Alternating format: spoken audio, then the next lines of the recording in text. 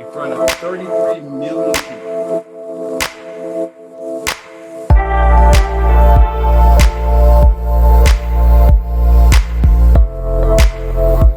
Hi, thank you so much, Barry Mixon, for doing this interview with me. I am looking forward to getting to know you better. So, my first question is, how does it feel to win the club and area speech contest this year?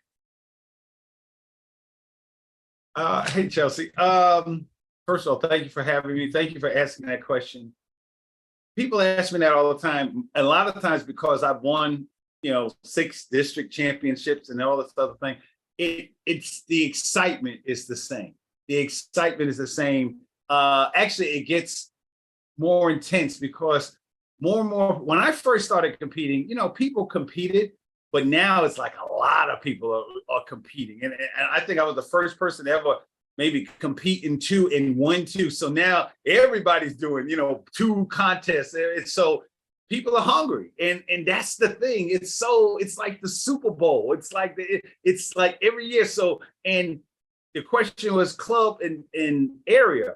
Club and area, and this is what I want people to understand.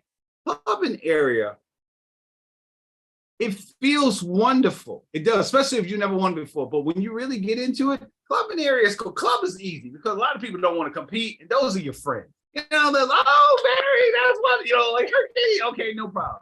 Then when you get the area, it's still people within your area. So it's not that, it's still challenging. I'm not saying any step is still challenging, but each step gets exponentially harder. So club is wonderful. You're like, yes. And then area, yeah, okay, cool. But once you start to know the path, you know that don't get relaxed. Don't get happy. Practice even more because now you're going to division. A lot of people get past club and area, but division is where, and I say to people all the time, division is where the gunslingers live. Most of the people that have been in Toastmasters, some of them just came in and they hungry. Some of them been in Toastmasters, been competing for like 10, 20 years, and they never won. So they real hungry. That's where you meet them at division. So yeah. So it feels wonderful, but I'm looking at the clock and I'm saying, I got to practice. Okay, today's the 16th. The contest is what, the 11th? I got to practice. So that leads me to my next question. How do you prepare for the contest? Yeah, thank you. Oh, God, thank you for answering that. Every contest can be prepared for. Everyone.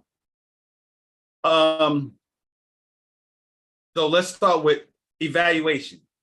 Evaluation contest, people think evaluation contest is the biggest mistake that people make evaluation contest. They're evaluating it as, and I'm telling a secret right here, you can't evaluate it from your point of view. The evaluation should, and this is what I do as a business, you got to hear what they're saying. You got to hear if I'm doing the target speaking and I'm speaking, I'm coming up, you got to get in my head and say, what does that speech mean to him? And how did he translate it to me? Did I get what he or she is saying? If I'm talking about the Marine Corps and, dun, dun, dun, and I feel real proud about the Marine Corps, if you don't care nothing about the Marine Corps, you're going to be like, yeah, okay, that's nice. That's fine. But unless I relate the Marine Corps to you, like my mom was a gunnery sergeant. My mother never served a day in the Marine Corps. But I realized later on that the reason why my mother was beating my behind because in her heart, she was a Marine, okay? Now it's like, because all the people who got moms like that say, you know what? That's what mom is. Mom is in the Corps or the Army. Pick whatever service you want. But that's the analogy. So that's evaluation. Table topics, come on. Every time somebody asks you a question, your job, you use table topics all the time. Watch TV. Somebody says, what if something like, oh yeah, okay, cool. That's table topics. Humorous. In fact, let me do humorous last. International speech. That's religion. That's religion. When you prepare for the international speech, the thing that I hate about when people think about competing in the ISC, they think they can make that speech up in 2 weeks and they're ready to go. The international speech contest is like wine. You got to let it age. you gotta let it simmer. You gotta come from a different point of view in your head before you present it. The speech that I just won, the international, man, I had that speech in my head for 40 years. For 40 years, different parts of it from 40 years. And those of you know me know that some of that speech came from my Creating Your Symphony speech, which I did the first time in Broadview 10 years ago. It's on YouTube. I just combined it all together and then created a different symphony. And then humorous is the hardest. To make people laugh for some part of 7 minutes and 30 seconds, it took me 5 years. 5 years. I always wanted to do it, but every time I had a girlfriend at that time and I say, baby, think this is funny. She's going, yeah, okay. And I'm going on. And then she said, at the end, I'm like, what do you think? You know, my girlfriend was like you, Chelsea, just sweet, could say the meanest things in the nicest way. She go, well, isn't it supposed to be funny? And I'm like, oh man. and then so that's the hardest speech. So yeah, you can prepare, but the key thing is preparation. It's a contest. This is real competition. I know Toastmasters is a mutually supportive and positive learning environment, but not here. Not on this, because people talk about, oh, I don't really want to win. You lying. You know you do. You know you do. Trust me, I've competed for how many years now? How many championships I won? How many people I've seen, club, area, division. And when people lose, I never see somebody go, I lost. No, they were, because you know, so stop playing, because I'm not going to play. If I know like somebody like you, Chelsea, and I've told you this before, Chelsea has such an elegant style of speaking. She's beautiful and everything else. I got to my bald head, funny looking self got to compete with that. And if she got a good speech, I'm gonna win. I'm gonna win. I mean, so yeah, I love Chelsea. Chelsea is my heart. But on the field of battle, she ain't my friend. She's not my friend. Chelsea is the kind of sister that be like, you know, she's a teacher. I'd be laying on the floor all like this, and she'd be like, Toastmasters is a mutually supportive and positive learning environment, and she stepped over me to get the trophy and be smiling. Barry, you okay? No. So if you don't prepare for this, you're gonna get your feelings hurt like somebody did last year, and it was so much fun. Anyhow, go ahead. The shade. Oh. Do you know how many contests you have competed in? The easiest way, I started competing when I first started in Toastmasters. So literally I've won 6 district championships. I've won evaluation. I won table topics twice. I won international twice, and then I won humorous. And then so I've won. I think I figured out something like, and the 2 times I lost. Oh, no, I didn't even add those up. Yeah, and then I've lost only 3 times. Not lost, I came in second place. I came in second place my first contest from 2009. I came in second place to Greg Thompson. Took me years to get over that. No, Greg Thompson was beautiful speech. I learned a lot from losing from that speech. Evaluation. I won the first time. I lost the second time because the person did a speech on how he had his brain removed and he put it back in, and he was standing there talking like just as good as I am. And I was like, wow. And I couldn't figure out what to say, what was wrong in his speech. And then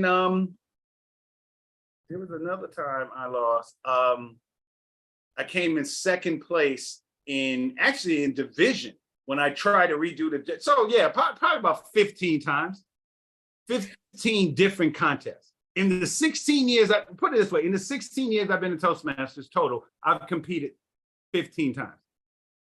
That's a lot.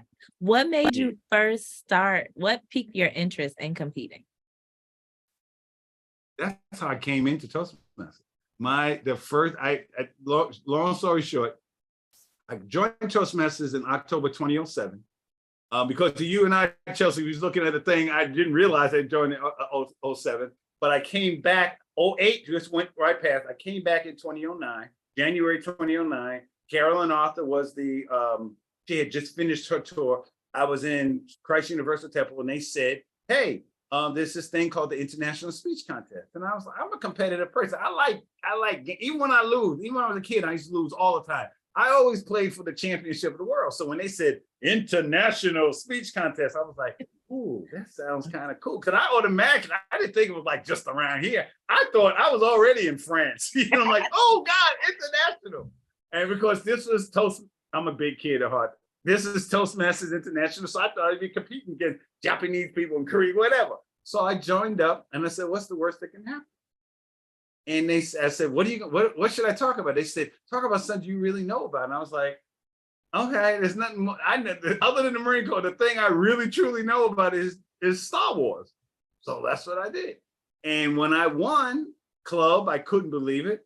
When I won area, it was incredible. When I got the division, which was at Broadview, the first time I competed division contest was at Broadview, it was like a packed house.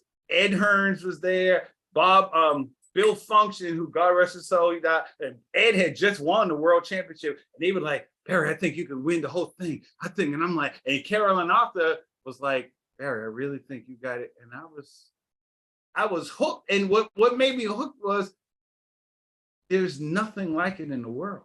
I mean, people join Toastmasters for different reasons. But to me, when you stand on that stage and the crowd is hushed, and you got 7 minutes and 30 seconds, 5 minutes, 3 minutes and 30 seconds, 2 minutes, 30 seconds to say what you want to say, especially table topics, just to come out with it right then and there. It's awesome. Even when you lose, which I don't particularly like to do, but at least you know you did your absolute best. If I lost to you, Chelsea, because I know how you speak and how you sound, I'd be like, damn, girl, that was a good speech, because I know you would put time into it. So whatever you did, I'd be like, ooh, that was cold, girl. That was cold. And people are like, you're not mad? No, I'm not going to get mad about someone who had a better piece of music than I did. You know, game respects game. Just come with game. That's all I want. Beat me honestly. Beat me when I know you put time into that speech, because I'm going to beat you. I'm going to put 400 or 500 times of practicing. But if you tell me, Barry, I practiced 700 times, I'd be like, see, damn, I knew I should see. That's what it feels like. So how many times do you typically practice if you're preparing for international? Depends. Real talk. See, I'm telling. Chelsea, you got me telling all my secrets today. You don't have to tell me. You don't have to. No. It's not. I really want people to understand, because I'm going to be competing every year for the rest of my life. So if y'all come in, just understand. Tell your friends I'm competing, and I don't play. So tabletop, like this year, what am I in? Evaluation. So evaluation contests. Oh, at least 3, 4, at least 6 times a day. 6 times a day. Because I'll watch the news and I'll hear something, I'll say, and then I make up my own question. You know, and like the question, so evaluation, about 6 times a day. Humorous, table topics is all the time. I think in terms of table topics. The questions that I ask my television show. So I always think in terms of table topics. Humorous. Yeah. I've been thinking about a humorous speech for a couple of years now. So on and off. But international. Oh, when I'm into full Jedi mode, that's what I call it. Oh, I might do. When I first competed, when I first joined Toastmasters, I did Return of the Jedi easy 700 times. 700 times. From the first, I would do the speech when I was just waking up.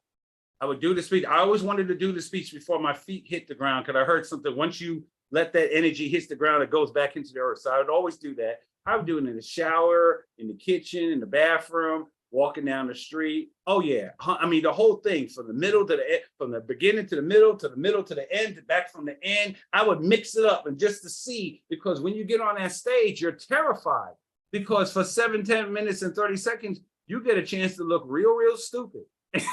That's always been my fear, looking real stupid, like, Madam Toastmaster, fellow and distinguished. What was I supposed to say next? And the audience can hear that. Yeah. So yeah, that's my regimen. It's really just because I don't want to look stupid. And you know how it is. Because you've won before, they be like, that's your speech, Barry? Really? That's all you got? 6-time winner? I ain't going out like that. No. Because you know, there's people just sitting there waiting. I know he's gonna lose this year. The expectation is high for you. I know they're gonna lose. So you got to come. Like, bring it. Okay. So what advice would you give a new Toastmaster that's interested in competing?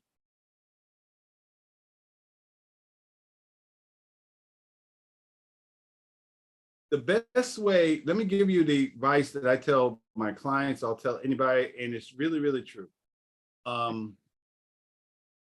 A speech will never be a speech will never be the story, ever. A speech will, I don't care.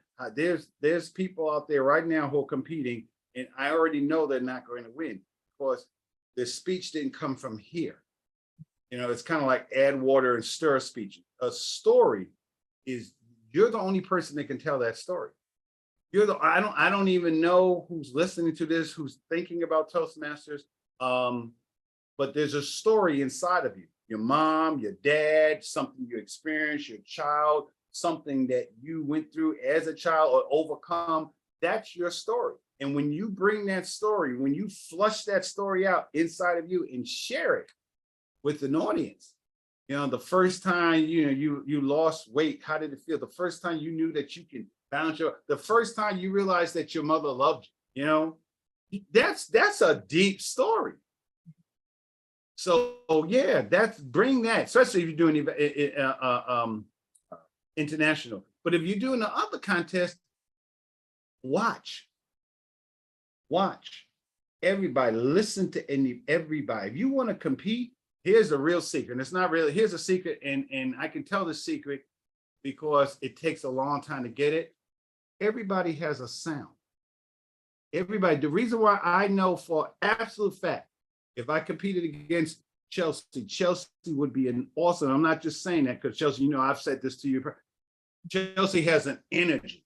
She has a whole energy. And when she latched that on to a story, because she teaches, or her daughter, or something about her that she overcome, and if she tells that story, if you don't bring another story, and all you're talking about is, man, a Toastmaster, fellow Toastmaster, singers guest, I just want to tell you about the time with, that don't even sound real. You just made, when did you think about that? Yesterday? Because Chelsea got a story she talking about when she was 6, okay? Or she had a story that, when she had to lift up a car or something, like, or childbirth. I mean, I can't, well, I'm gonna come again with that. When she tells me about what it felt like to have a child, and I'm coming there with a speech talking about, the first time I don't even know, the first time I threw a football or something like, just something, you know what happened at work? One of them kind of stories. I'll place, maybe second place. Like when I lost to, what's her name? Valerie Lyons.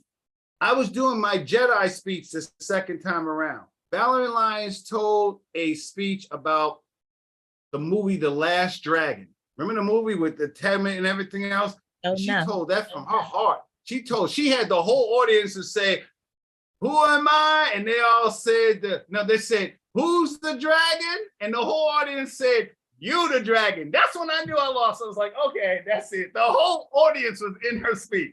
I could have just said, here's your first place trophy, and I'll take the second place.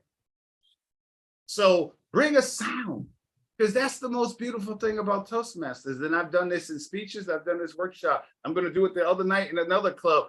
Creating your symphony.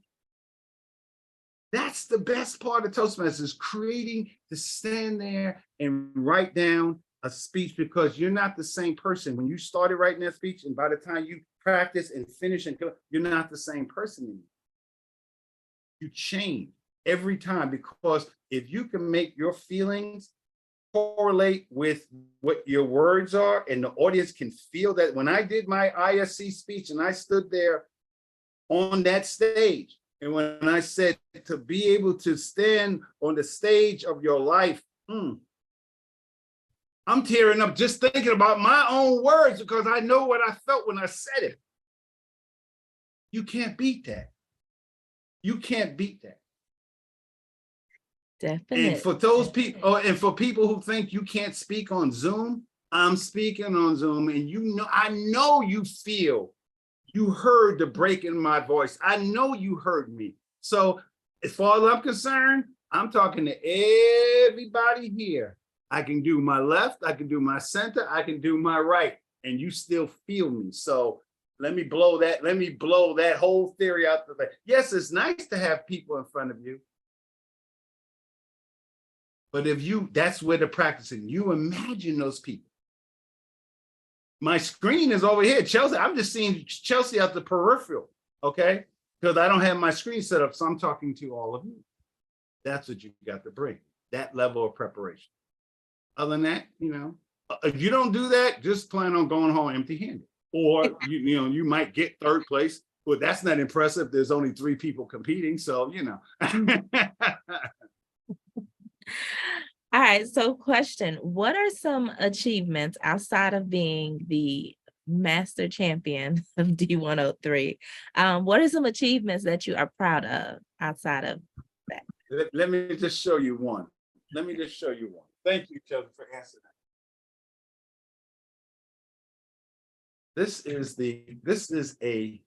This is a congressional medal. See that, and it literally says presented by United States Congressman Danny K. Davis. You have to have a special permission to have something with an actual congressional medal. That's one.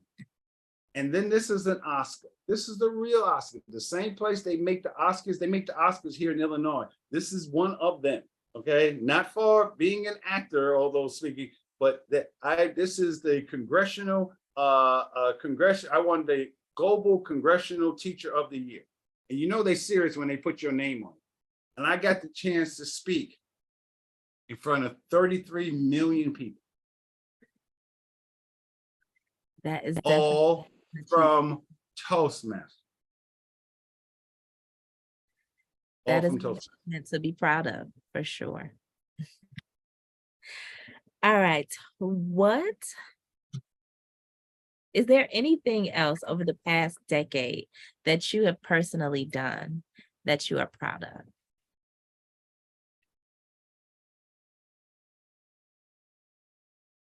Two things. One, I because of the pandemic, and I was a member of CPS, and CPS is CPS. I love the training I got from there. I decided that I can do my own thing. So I have basically 2 companies. I have my speaking company, which is called the Gem Hunter, Gemological Appraisals and Storytelling Services, Art, Science, History, Magic.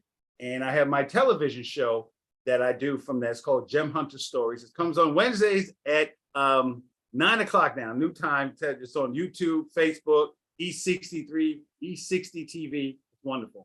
But the other thing I'm really proud of is being able to other company called Professor Barry's Science Emporium. And I get to teach kids. I get to teach kids all over the world. This is my blackboard. This is a glass magnetic blackboard that is just wonderful to write on. And then I get to teach, like tomorrow morning at 5:30 tomorrow morning, I'll be in China. And the kids are like, just like so I'm Professor Barry, and I get to teach science, I get to teach history, and to have parents from another culture, another country, another continent, another race saying, Professor Barry, my daughter, in fact, I got a new student coming in, Sarah. Sarah was with me for a while, and then Sarah left. And I thought maybe, you always feel like, oh, did I miss something? I just got a letter. Can my sister come back? She misses your class. She's 10. Sarah's 10. So Chelsea, as a teacher, when you got kids loving your class and the parents are paying good money, oh yeah. Oh yeah. So I get to take my license, my professional educator license from the state of Illinois. I went to Northwestern University, and that impresses them. They're like, oh, you went to Northwestern, that kind of stuff. I taught in CPS for 8 years? And to be able to take all that together and build your own business out of that from the privacy of your home. I mean, some days I'm teaching with my hoodie on, United States. Oh, you got, and they love it. I have my Northwestern on and stuff. I got my cup of coffee. I'm like, yeah. All right, so today we're gonna learn about sales. It is the coolest thing in the world. No principals, no IEP, no ISPs, none of that. I don't have to say, Johnny, sit down, or William. They even have American names. William, I got 2 Williams in one class, Mr. Chen and Mr. Wu. So I go, Mr. Wu, Mr. Wu? I'll ask him something I did 3 weeks ago, and Mr. Wu will be like, wait, let me check my notes. Love it. As a teacher, when you hear that sound, that kid checking your notes, that's heaven. That's like, oh. And I'm up at 4 o'clock in the morning teaching. Sometimes, usually I'm finished by about 7. I'm like, what else can we do? Let's teach some more. Yeah. And then to be able, and the last thing is my television show. To be able, I've been studying gemology for 19 years, and it's because of what I've done in Toastmasters. It taught me how to create a story. And now I can take gemology all over the world. And if you Google gemological storytelling, I'm so proud and honored to be able to say that. You Google gemological storytelling, what comes up is me. The first 10, 12 entries. And if I have people do it in different countries, 12 entries, 10 entries, because sometimes the school comes up a little, the school is below me. And to be able to know that I created something that no one has ever done before, to be able to say on Google that I'm the only one and I'm Black. And next week on my show, I'm going to be talking about blood diamonds and the whole new synthetic diamonds that are really going to totally terrify the market. Yeah, I get the chance to talk about it. You are very, very accomplished. I want you to leave us with your favorite quote. Oh God, see that this is tabletop because there's so many.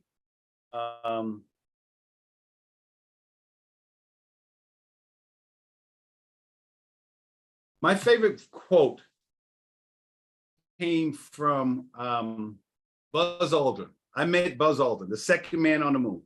I'm a naval aviator. You fly C-130. So I went to this aviation conference in North Carolina, and Buzz Aldrin was there. He was the star. And the thing about it was everyone knew he was Buzz Aldrin, but all they kept asking him was about Neil Armstrong, the first man on the moon. And I always thought that was really rude. Like, this whole thing is Buzz Aldrin, Buzz Aldrin, Buzz Aldrin, and you're asking him about Neil.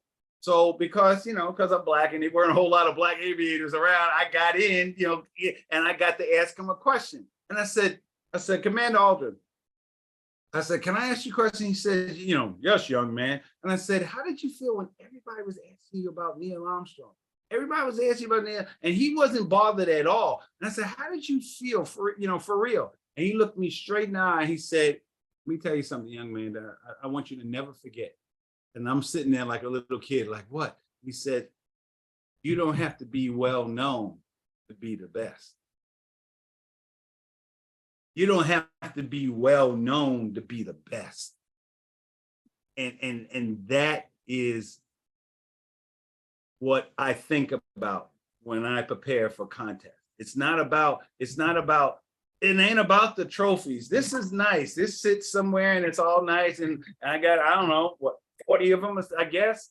Okay, all over my house. But the one trophy that you need to have is in here, and that's what you bring to the contest. My name is Barry B. Mixon, and I'm competing in fill in the blank, whatever. And just know, okay, unless I'm got scurvy, bubonic plague, COVID to 1920, I'm bringing my absolute best. So just be prepared, because I'm going to take your lunch. I am, and y'all know I'm Darth Vader for real. Okay, I got him right here too.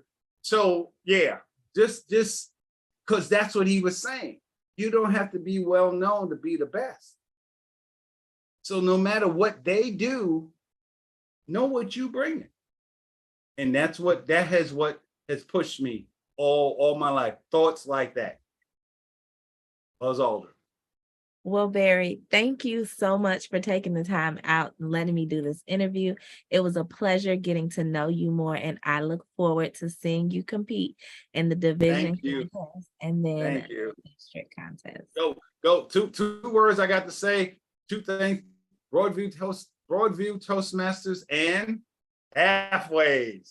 Halfway. Y'all think I'm joking about pathways, but I'm really enlightened on what pathways can do. So yeah, pathways. There you go. Pathways is definitely awesome.